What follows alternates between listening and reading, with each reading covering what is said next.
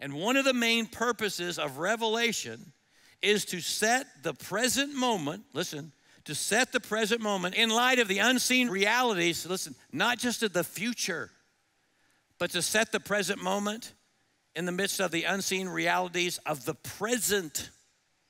There are pictures of what's going on now. In other words, things are not as they seem, or more accurately, things are not just as they seem. There's more to this present moment than we can know with our secular eyes and with our earthbound intellect and emotion and imagination. And here we see the greatest unseen reality of the present is a person. It's Jesus, the incarnate, crucified, risen, ascended, glorified Jesus who is ruling over all things right now. Now, do you believe that? Does the church in our time believe that? Do you believe it when you're watching the news that's got you all upset? The greatest unseen reality of the present is a person. It's Jesus, and John would say to us that unless we believe that and let that truth shape our minds and hearts and lives, we haven't got a clue as to what's going on in our world today. And this appearance of Jesus here on this rock pile prison island of Patmos helps John see that even a prison of suffering can become a sanctuary of worship because Jesus is right there with him. He says in verse 10, I turned to see the voice that was speaking to me, and on turning I saw 7 golden lampstands, and in the middle of the lampstands, I saw one like the Son of God. Now the lampstands, he tells us at the end, are the churches. John sees Jesus right there with him and right there on Patmos, but Jesus is also showing John that he's right there on the mainland in the midst of all 7 of those churches. Jesus is not just above his churches looking down. He's not just outside the churches looking in. He's in the middle of the churches, and he's with them in their suffering and persecution. And he knows all, and he sees all. Do you realize that right here, right now, Jesus is in the middle of this church, in the middle of this gathering? That's what the Spirit is saying to our church now. He's here, and he's ruling over all things, and we need to orient our lives around that truth. Now, for the rest of our time, I want to focus on 3 main characteristics of this revelation of the greatest unseen reality in the present, this revelation of Jesus. And the first thing I want to focus on is the voice. The voice is the dominant image in the text. The word occurs 3 times. Verse 10, I heard a loud voice behind me. Verse 12, I turned to see the voice. Verse 15, and his voice was like the sound of many waters. Voice is the key to understanding it all. And I think this is Jesus' way of saying that the most essential part of discipleship is listening. Listening to me. In the next 2 chapters of this book, chapters 2 and 3, John records 7 messages that Jesus dictates to the 7 churches. And they all 7 churches have one common exhortation, and that is hear. Hear what the Spirit is saying to the churches. 7 times, it's about voice. Listen, hear. Now, I want to show you something really, really cool. The centrality of the voice in this description of Jesus is brought out in the way that John describes Jesus' revelation of himself. John uses a literary device common in the 1st century in the Middle Eastern culture, and it's still common in 21st century Middle Eastern communication and culture. It's a literary device called a chiasm or chiasm. The word chiasm comes from the Greek word chi, which is an X, our letter X. But scholars have chosen to use the term chiasm to refer to only one side of the X, like you'll see in a minute. It it looks like a sideways V, like a greater than sign, like geese flying in formation. So we Westerners tend to think in a linear way. we read and write in a straight line. Middle Easterners tend to think in a chiastic way. They read and write in this sideways V, outside in, inside out. So instead of a straight line, 1, 2, 3, 4, 5, 6, 7, they read like this. 1, 2, 3, 4, that's the main point. 5, 6, 7, and there's a relationship between 1 and 7, 2 and 6, 3 and 5 to make the point of 4. All right, so we're not meant to read what John says here about Jesus in a straight line, like head, eyes, feet, voice, hand, mouth, face. If you read in a straight line, the portrait of Jesus just jumps all around, and it doesn't make much sense. We're meant to read it chiastically like this: head, eyes, feet, voice, hand, mouth, face. That's the way we're supposed to read. Now, Eugene Peterson, in his commentary called Reverse Thunder, suggests that the head and face are coupled together because they're like the first and last impressions. Jesus' head, he says, John says, is white like wool, like snow. And this is telling us that this one who is in our midst is immensely wise. In Daniel chapter 7, he's the Ancient of Days. That's what's behind this imagery. And Jesus has been around for all eternity, and he knows everything there is to know about life.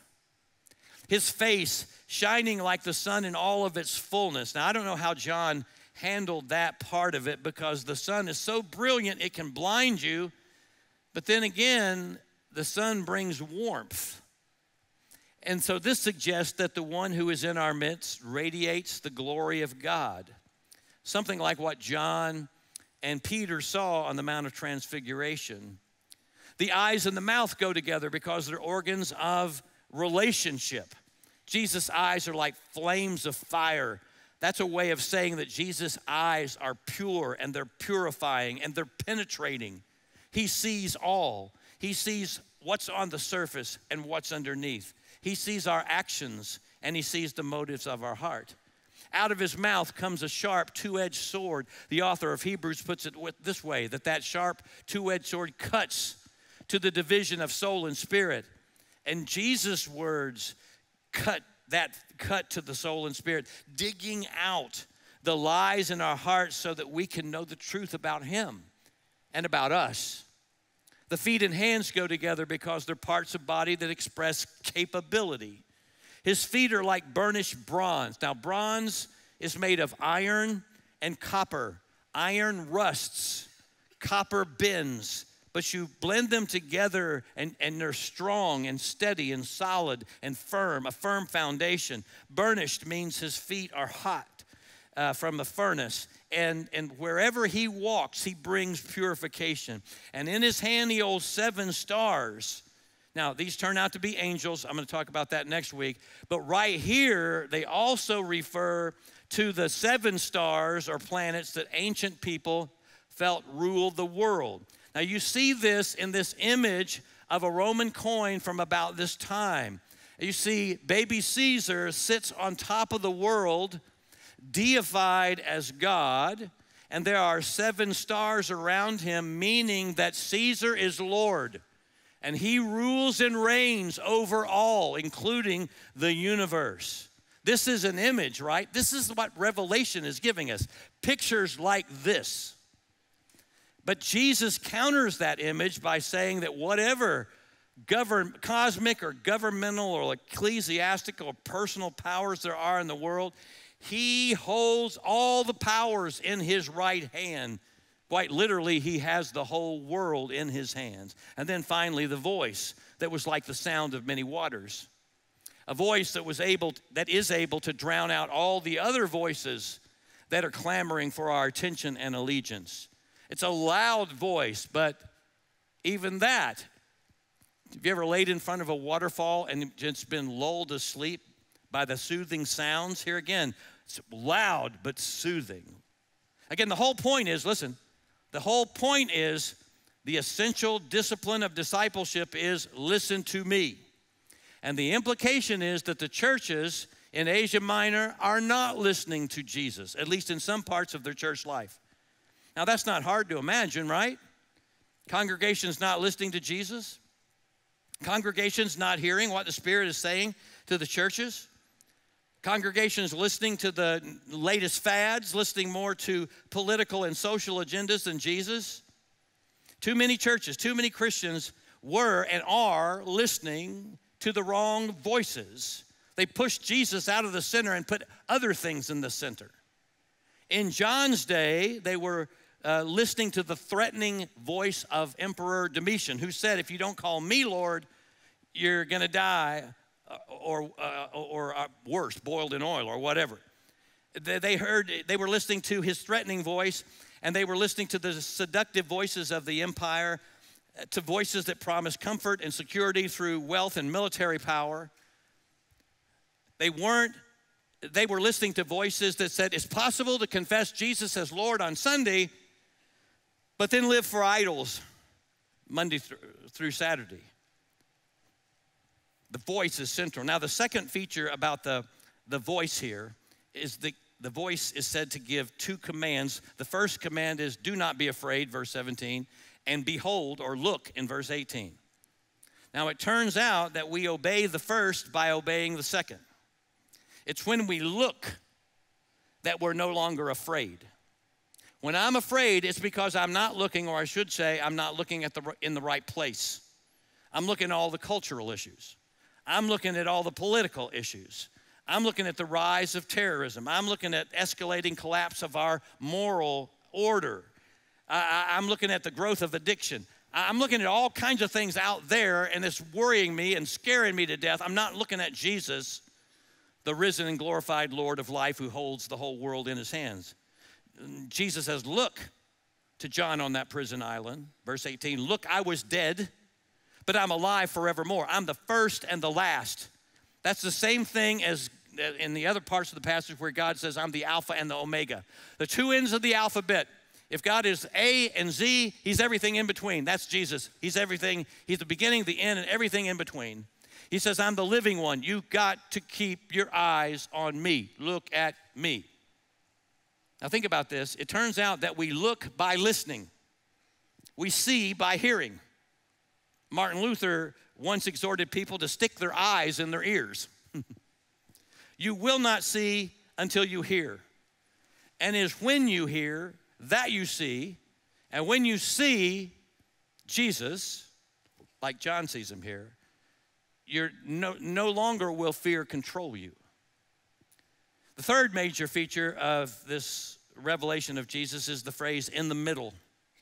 The voice speaks from the middle, not just from above, not just from outside, but from the middle. Verse 13, from the middle of the lampstands, in the middle of the churches.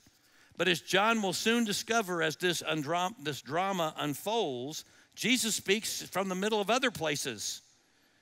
He speaks from the middle of everything. Like in Revelation chapter 5, we hear that the lion has triumphed.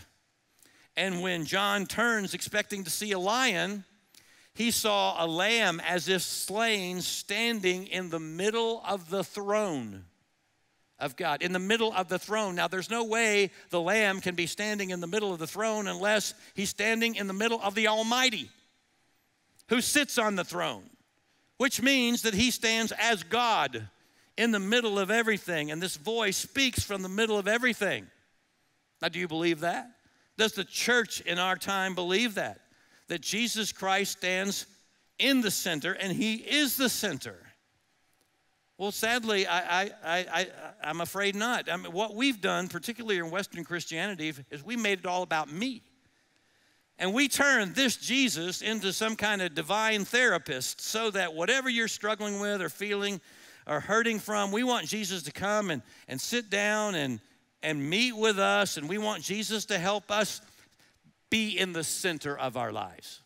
We want him to help us stay in the center, as if all he wants from you is so that I can help you be all you can be and have all you can have and do whatever you want to do, so that you're in the middle and he's on the outside helping you stay there. That's not the gospel. But we see this on a much larger scale as well. Most believers and most church leaders in this country are feeling marginalized. marginalized over against the culture, marginalized over against the great forces of our times, marginalized over against godless political and social systems that seem to control our lives. We're feeling marginalized. And understandingly so, the surrounding culture doesn't care one whit about the church. We're not on the radar, and we're not even on their radar anymore. So we feel marginalized because Christians are now in a minority in this country. We feel marginalized because we feel our voices aren't heard. We feel marginalized because our beliefs and values are being attacked. We feel marginalized because we're made to look like fools in movies and in mainstream media. But listen, the crisis for us right now is not that the church is marginalized. The crisis is that we feel marginalized. And why do we feel marginalized? Because we've forgotten that things are not as they seem. The church in our time feels marginalized because we've allowed our souls to give into the illusions around us, and we're now assessing our own worth and ministries against false centers. Listen, look, in the middle, the risen and ruling Jesus speaks from the middle. And I hear Jesus saying to me and to the church in our time, you get discouraged because you get disoriented. And you get disoriented because you get distracted. You get discouraged because you get disoriented, and you get disoriented because you get distracted. You've taken your eyes off of me. Other voices command more of your attention than my voice. And I think I hear Jesus saying, you think that in order to have greater influence in your city, you think you need something more attractive than me, more concrete than me, more marketable than me, something more believable than me. And Jesus says, no. What you need is this vision of me right here. You need to see the present moment in light of the unseen realities of the future, but even more so, you need to see the present moment in light of the unseen realities of the present, and I'm the most real thing going on. And you know me, and I'm in control. He's saying, I'm the great unseen reality of the present. Listen to me. Keep your eyes on me. Look at me. I've got the keys.